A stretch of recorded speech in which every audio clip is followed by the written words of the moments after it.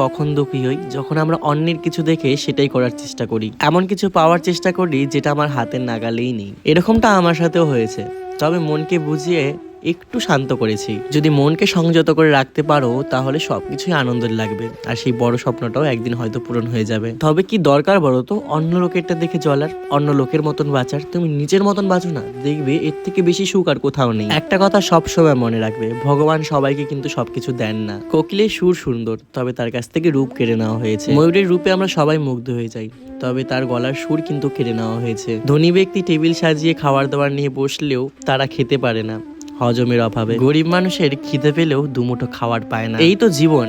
যদি সবাই সবকিছু পেয়ে যেত তবে তার মূল্যটা কখনোই বুঝতো না। তাই যা আছে, যতটুকু আছে সেইটুকু নিয়েই সন্তুষ্ট থাকার চেষ্টা করো। দেখবে দিন শেষে মনে একটা আলাদাই আনন্দ রয়েছে। আর সর্বপ্রথম ভগবানকে কৃতজ্ঞতা জানাও, তোমাকে সে যেভাবে রেখেছে অনেক ভালো রেখেছে। তার প্রতি অগাধ বিশ্বাস এবং আস্থা রাখো, দেখবে একদিন সব ঠিক হয়ে যাবে, মুছে যাবে তোমার সব দুঃখ কষ্ট। আর একবার সবাই হাসি মুখে রাধে রাধে লিখে যেও। চোখ খুললে সকাল, আর না খুললে হচ্ছে পরকাল। মনের মধ্যে এত অহংকার দ্বিধা কিছুই রেখো না। যাদের সাথে মন মানামানি হয়েছে তাদের সাথে কথা বলো। বলা যায় না তুমি যার সাথে কথা বলতে চাইছো সে কাল থাকতেও পারে আবার না থাকতেও পারে। তাই সব কিছু ভুলে সবার সাথে আপন ভাবে মানিয়ে নাও। এই তো আমার রান্না বান্না হয়ে গেল, আর পুজো দেওয়াও কিন্তু কমপ্লিট। এরপর ভোগ প্রসাদ নিয়ে কিন্তু আমি, মা, ভাই সবাই বসে পড়েছি খেতে। আমি তো নিজের রান্না নিজে খেয়ে পুরো মুগ্ধ হয়ে যাই, আর তারপরে সেটা যদি হয় ভগবানের প্রসাদ।